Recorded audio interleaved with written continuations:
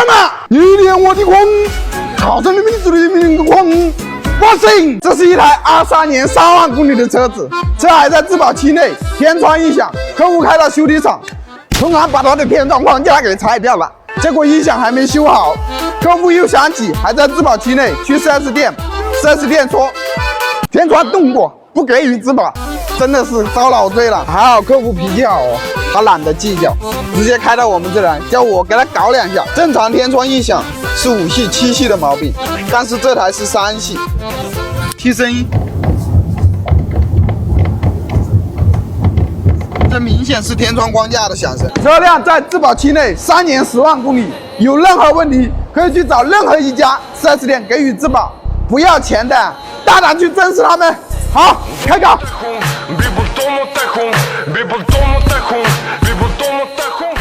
问题点大概率找到了哦，但是等到我们装车后试车确认，这个车同行修的没毛病，但是他只修了一半。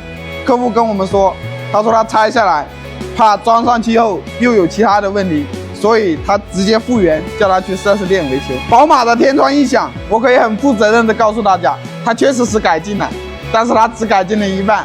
你看前面的框架垫片1厘米厚，后面玻璃的框架跟纸片子一样，真的是坟头烧报纸啊，糊弄鬼啊！我们给出的解决方案就是把它当5系跟7系一样修，换这种加厚版的垫片。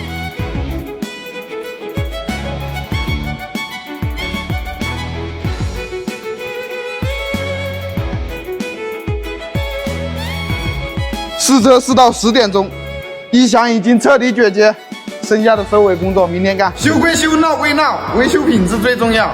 修完的天窗一定要试下水，别等下修好的异响又漏水，那就完了。